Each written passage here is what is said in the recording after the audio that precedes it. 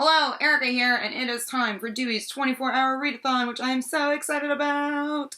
For those of you who do not know, Dewey's 24-hour readathon happens twice a year in April and October. I will link to their website down below, and it is just what it sounds like. It is a 24-hour readathon, so you read as much as you can in a 24-hour period. Now, my very favorite thing about this readathon is that the start time is the same all over the world, so everyone starts together at the same exact moment, which means that depending on your time zone, you will need to find out your start time, and I will also link down below to the link for the start times. So, I live on the east coast of the US, so my start time is 8 a.m. Eastern Standard Time, which is a good time for me. I'm pretty pleased with that. This is my third time participating here on BookTube, and I am so excited to be doing this again. Generally, I don't have a goal as far as how many pages or books I want to read, but I do have an hourly goal. Last time in October, I aimed to read for 16 hours, and I just missed that goal. I read for about 15 and a half hours, so this year I'm going for the 16. I'm going to do it. I'm going to do it this time. Without further ado, this is my TBR. It's giant. I'm not going to read all of this, but I find that it's best during Dewey's to pick out more books than you think you're going to read. And that way, if you get into a slump or you don't really know what to pick up, you just have a big stack to pull from and don't have to, rifle through your shelves or get on the Kindle store or whatever. So first, I have two books that I'm currently reading. One is this tiny anthology. This is called Measure for Measure. It's an anthology of poetic meters. I've been reading this since like February and just haven't finished it. So I would like to finish this up. It's a tiny little book. I'm about halfway through, and seriously, it's poetry too. Like, there's not that much text on a page. I just do not know why I haven't finished this yet. This next book I might finish before Saturday, but I'm not quite sure. I just started reading it, and that is The Story of My Teeth by Valeria Luiselli. Don't know. I'm only about 50 pages in, but this isn't a very long book at all. So again, I might finish this before Tuesday. I definitely won't have much left to go by Saturday morning. So I'm super excited to finish this up. I'm really enjoying it so far. Next, I pulled 5 graphic novels. I really like graphic novels at the very start and the very end of the readathon because it's a little bit easier for me to focus. The fact that the pages are, illustrated kind of keeps my attention and keeps me awake. It's not as easy to zone out. So I have volumes 4, 5, and 6 of Amulet by Kazu Kibushi. This is a middle grades graphic novel series. I have read the first 3 volumes, and I think these will be really great for the readathon because A, it's middle grades, and B, it's a graphic novel, which are 2 things that are excellent for kind of these intense and short readathons. So there's not like a ton of text to the pages. The art's beautiful, and it's just an action-packed adventure story. So I can't wait to read these. Next, I have the 3rd volume of Lumberjanes. This is by Noelle Stevenson. Oh gosh, I can never remember all their first names. Noelle Stevenson, Shannon Waters, Brittany Williams, Amy Fleck, Faith Erin Hicks. Like, there's so many amazing women involved in the production of this. And if you're not aware, Lumberjanes is about a group of girls at summer camp, and they get up to all kinds of crazy adventures. And I'm really excited to pick up the 3rd volume.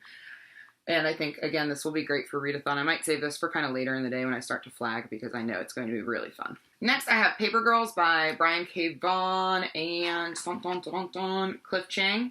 And this just came out. A lot of people have been really excited about it because, of course, Brian K. Vaughan works on Saga. And this is about 4 girls who work as newspaper delivery girls, and they uncover the most important story of all time. It says, suburban drama and supernatural mysteries collide in this smash hit series about nostalgia, first jobs, and the last days of childhood. So I'm really interested to see how this goes. Next, I picked up 2 books of poetry. I find that poetry has been really good for me the last couple of 24-hour readathons. It's very soothing for me. Again, there's not a lot of text to the page, so I can finish it quickly. You can pick it up and put it down. So I have 2 collections. The first one is Window Left Open by Jennifer Grotz. I don't really know much about Jennifer Grotz. I just picked this up on a whim at the bookstore, and I read a poem or 2, and I really enjoyed it, so I'm interested in reading the rest of it. This is super tiny. And hopefully I love this. The next collection I have is a little bit larger, and that's Mark Strand's New Selected Poems. This was on my spring TBR.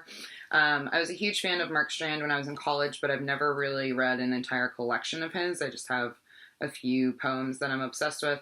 So I don't know if I'm going to actually get to finish this, but I'm hoping to dip in and out of it. Next, I have 3 Art of the Novella books from Melville House. I love to put these on TBRs for readathons because they're really short, and it's fun to kind of squeeze some classics in during the readathon.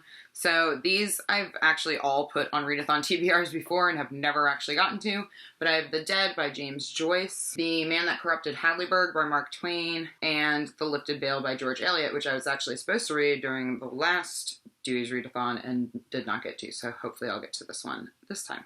I have one collection of short stories picked out. I love short stories for readathons the same way that I love poetry for readathons, and that's because I can read a story and put the book down. And with most of the books that I choose for readathons, they're things that I can either pick up and put down easily and like switch between a bunch of things, or they're just short and sweet like graphic novels or these tiny novellas. Because I feel like that keeps me going, and then I don't feel like I have one book that's dragging on forever. So I have George Saunders' Civil War Land in Bad Decline. I believe that this was also on my TBR for the last 24-hour readathon. I didn't get to it. I love George Saunders, and I'm super excited to dive into this collection. It's pretty short. It's about 180 pages long. And again, I love him. I've read George Saunders' works before during a 24-hour readathon, so hopefully I will get around to this. And lastly, one of the most important things for Dewey's readathon for me is audiobooks. I usually finish about 2 audiobooks throughout the course of the day, and audiobooks really allow me to get up and get moving and get other things done during the day, like cooking and cleaning. I usually go on a run at some point. I can run errands and listen to an audiobook. So I'm thinking about listening to the audiobook of The Book of Unknown Americans by Christina Enriquez. I believe that this also was on my spring TBR, and I'm excited to get to this. It's about 2 teenagers, one of whom recently immigrated from Latin America and has suffered kind of a crippling injury, and I guess it's a love story about them. It's not YA per se, I believe it's literary fiction, but I'm excited about this. I'm not sure what my other audiobook is going to be. Currently I'm listening to Mansfield Park by Jane Austen, but I do not love it. So I think I'm going to give that up and try something else.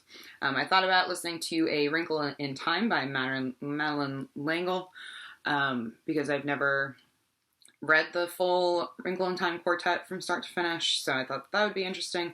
But I'm not sure. If you have any other recommendations for kind of shorter audiobooks, like less than 10 hours worth of listening that you think I would like, please let me know.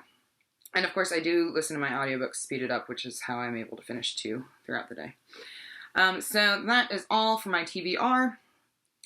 In case you are interested and don't already know this, I find that the best way to keep track of how long you've been reading, instead of having to like record it somewhere, even though if you want to do that, that's fine, is to use the stopwatch timer on your smartphone.